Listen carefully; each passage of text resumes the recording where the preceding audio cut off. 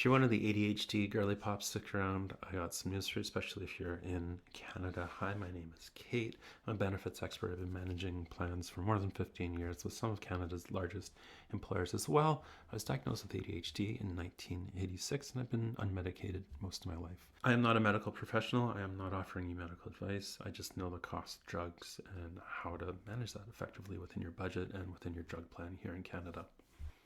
As well, I'm only offering information based on publicly available data, and that's it. So it's all publicly available. You can go do the Google search. It's free.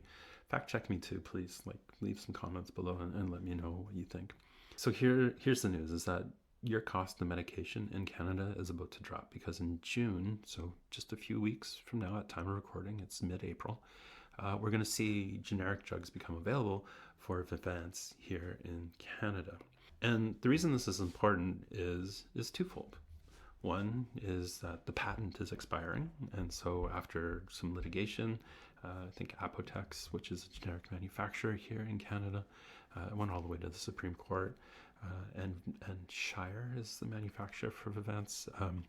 It's going to come to market here. The patent expires, so that's good news for consumers, for people like me diagnosed with ADHD, even if I'm not medicated.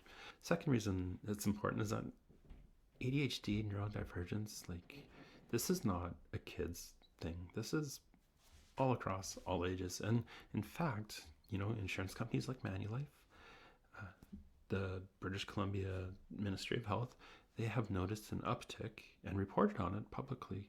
They've noticed an uptick on cases of diagnosis of ADHD in adults over 40, especially amongst women. Manulife points out that a few years ago it was 60-40 in terms of split between male and female, and now it's 53-47, which is, my math is saying that's almost a 20% increase. Now, there's a report out of the States about this, the Cleveland Institute, I think. Could be wrong there. Anyways, people don't understand what's driving it. I'm going to take a wild guess here, and that it was misdiagnosis or undiagnosis because of misogyny, because of the patriarchy, and people just discounting women's health needs, just like we see with reproductive health, menopause, and so on and so forth. Real quickly, if you're one of the people who says that everyone's got ADHD, here's a list of different symptoms that are common with adults with ADHD. So there's a lack of detail, poor organizational skills, inability to focus or prioritize, continually losing things or forgetting where they are, and I'm very guilty of this. Difficulty keeping quiet or speaking out of turn. And I think on that last point, something I see with other people with ADHD is that we're just trying to make a connection. I know that feeling too. Yeah, I had that experience too. But it can come off in a way where we center ourselves when the other person may just want to vent, may just want to talk, and that's it.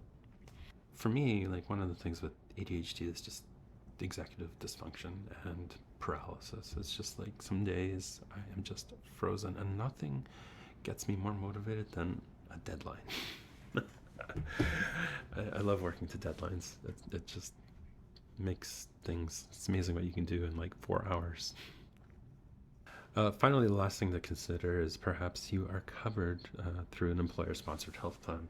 And the vast majority of plans here in Canada have something called mandatory generic substitution. So what that means is rather than the brand name, the plan is going to pay now for the generic, which is going to be about 25 to 35% off. And we see this through Canada has something called the generic pricing framework or whatever, TPF. And when there's this number of applicants with regards to generic manufacturers, when the patent expires here in June, there's specified cost savings. And so in this case, it's probably going to be about 25%. In fact, TELUS Health is projecting that. And so if the current annual cost for somebody who's using Vivance is $750 per patient per year, the cost of the A few moments later. had to go look it up. Lisdexamfetamine is going to be $187.50 per person. So that's $500, and I know I could use another $500 to go give to Galen Weston. Yeah, groceries. Okay, cost of living, right? So if you've got mandatory generic substitution on your plan, keep in mind the plan's just going to cover that cost, the lower cost. Now, you can pay for the brand name, but you're not going to get reimbursed for the brand name unless there's a medical reason why you need it. And you can talk to your doctor about that and talk to your insurance company. Perhaps that there's a reason.